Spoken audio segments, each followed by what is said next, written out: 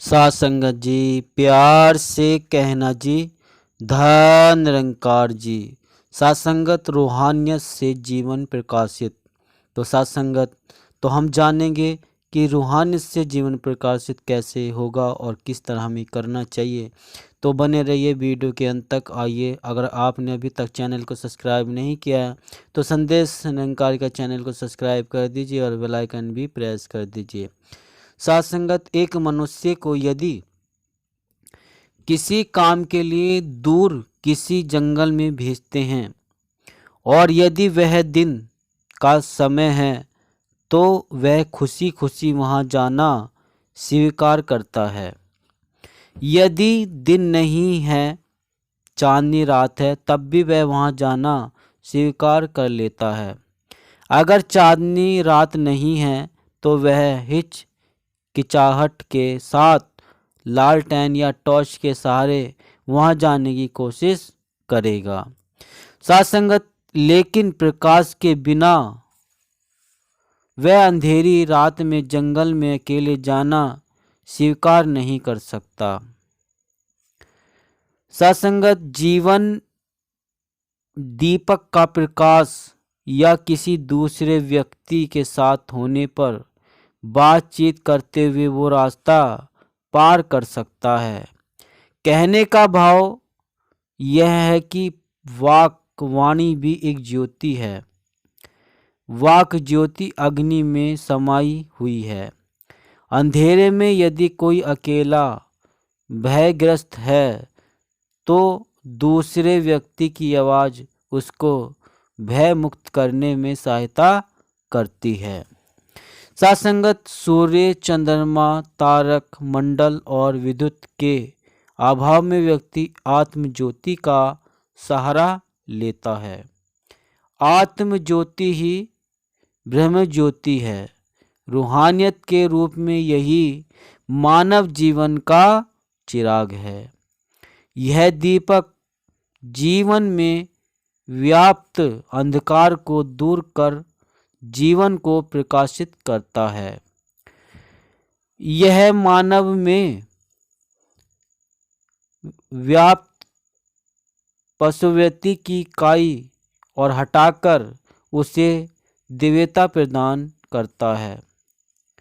सत्संगत, सद्गुरु की कृपा के बिना मानव यह मानने को तैयार नहीं होता कि वह अज्ञान के अंधकार में विचरण कर रहा है। सांसारिक उपलब्धियों और गहन पठन पाठन को ही वह ज्ञान का परम प्रकाश समझ कर व्यवहार करता है। स्वयं को सब कुछ जानने वाला मानते ही मानव का अंधकार और ज़्यादा प्रभावी हो उठता है। संतों महापुरुषों ने अध्यात्म विधा को ही परम विधा माना है और ब्रह्मा की प्राप्ति को सर्वोत्तम उपलब्धि। सत्संगत, आत्मा की एक भाषा है किंतु जातियों की भाषाएं अनेक होती हैं। रूहानियत आत्मा की वाणी है। यह विभिन्न जातियों वह संप्रदायों में अलग अलग नाम से जानी जाती है। सत्संगत, स्वामी विवेकानंद जी कहते हैं, मनुष्य सर्वत्र अन्न ही खाता है किंतु हर देश में अन्न से भोजन तैयार करने की विधियां अनेक हैं। इसी प्रकार धर्म मनुष्य की आत्मा का भोजन है एवं देश देश में उसके अनेक रूप हैं। धर्मों का सार अपने भीतर पचा ले और अपनी वैयक्तिकता की पूर्ण रूप से रक्षा करते हुए उन नियमों के अनुसार अपना विकास खोजे जो उनके अपने नियम रहे हैं। सत्संगत, रूहानियत को प्रकाशित करते हुए सर्वपल्ली डॉक्टर राधाकृष्ण जी ने कहा, हमारे विचारों की प्रेरणा ईश्वरीय होनी चाहिए। हमारे संकल्पों का प्रारंभ ईश्वरीय इच्छा में होना चाहिए। हमारी भावनाओं को ईश्वरीय आनंद से एकाकार होना चाहिए। उसका अधिक से अधिक सामीप्य प्राप्त करना मानव जीवन का उद्देश्य है। अपने आप को ईश्वरीय सत्ता के तक ले जाना ही मनुष्य का श्रेष्ठतम धैर्य है। सासंगत अध्यात्म मनुष्य के विहद जीवन के अनुसाधन की प्रक्रिया है। धर्म मनुष्य को सांसारिकता में विलीन होने से बचाता है। आदर्श समाज उसे माना गया है जिसके सन्यासी भी गृहस्थ होते हैं। गृहस्थ और सन्यासी के जीवन में कोई भेद नहीं होता है। जिस तरह से राजा जनक के जीवन का वर्णन मिलता है, रूहानियत एक रोशनी है जिसमें मनुष्य का वास्तविक स्वरूप स्पष्ट नजर आता है। सूर्य जैसे जैसे ऊंचा होता है उसकी परछाई घटती जाती है। इसी तरह मनुष्य में रूहानियत वाले गुण जैसे जैसे बढ़ते हैं उसके भीतर शोहरत और अपनी प्रशंसा सुनने की भूख कम होती जाती है। सासंगत रूहानियत ज्ञान नश्वर शरीर और उसमें विद्यमान नष्ट न होने वाली आत्मा की सही सही पहचान करवाता है। प्यासा बालक शब्द नहीं बोलना जानता है लेकिन अपनी भूख और प्यास का एहसास परिजनों को करवाता है। प्यास बुझाने पर संतुष्टि व्यक्त करना भी सुखद है, लेकिन ब्रह्म ज्ञान सुख तक सीमित है। रूह का आनंद तो ब्रह्म का ज्ञान ही है। ब्रह्म ज्ञान के पश्चात मानव पार्श्विक व्यक्ति को त्याग कर भक्ति का आनंद लेता है। अज्ञानी के लिए जीव और ब्रह्मा दोनों अलग अलग हैं, किंतु ज्ञानी के लिए दोनों एक हैं। दोनों अभेद हैं, अद्वैत हैं। जैसे 100 किलो और 1 क्विंटल में कोई फर्क नहीं, नाम ही दो हैं परंतु एक ही हैं। अज्ञानी तो जितने शरीर हैं उतने ही जीव या जीवात्माएं मानता है, किंतु ज्ञानवान महात्मा सब शरीरों में एक ही आत्मा देखता है।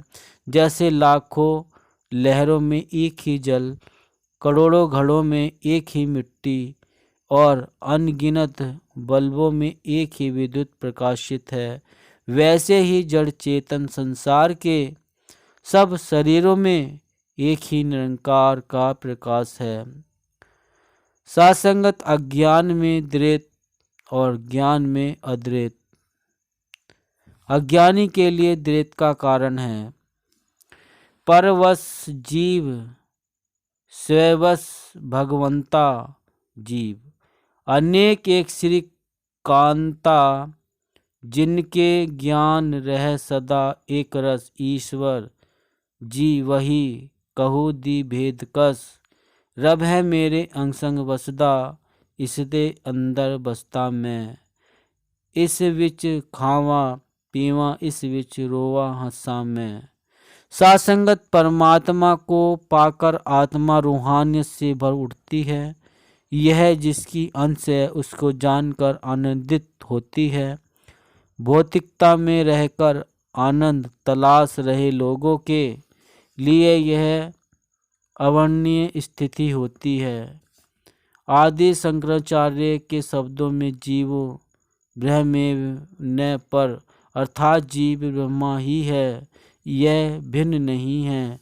रूहानियत रूपी विज्ञान को सतगुरु द्वारा जाना जा सकता है। रूहानियत हमें जीव और ब्रह्मा की एकता से परिचित करवाती है। तभी तो बाबा अवतार सिंह जी ने संपूर्ण अवतार वाणी में लिखा है, इक्को नूर है सबदे अंदर, नर है चाहे नारी है, ब्राह्मण खत्री वैश्य हरिजन इकती खलकत सारी है। संपूर्ण अवतार वाणी शब्द 9 में श्रीमद् भगवद गीता में भगवान श्री कृष्ण ने कहा है, चातुर्वर्ण्य मैया सृष्टि गुण कर्म विभागश तस्य कर्तारम्पि माँ विद्य कर्ता रसमेयम। सासंगत इससे आगे बढ़ाते हुए बाबा हरदेव सिंह जी संपूर्ण अवधेरवाणी में लिखते हैं, गुरु ज्ञान से टूट जाती मजहब की दीवार है, कहे हरदेव रंग वेश पर होती न तकरार है। नफरत की है आग बुझानी, प्यार का जल बरसाना है, कहे हरदेव की मानवता का रुतबा और बढ़ाना है। तो सासंगत भाव यह है कि रूहानियत से ही इंसानियत सुशोभित होती है। यही हर मानव को प्रेम के सूत्र में बांधकर मानव समाज में एक सुंदर गुलदस्ते का निर्माण करती है। तो सासंगत अगर चैनल को सब्सक्राइब नहीं किया है तो संदेश निरंकारी के चैनल को सब्सक्राइब कर दीजिए, बेल आइकन प्रेस कर दीजिए। जो दास मिलता है अगली नेक्स्ट वीडियो में, तब तक के लिए आपके चरणों में दास का सासंगत जी प्यार भरा धन्य निरंकार जी।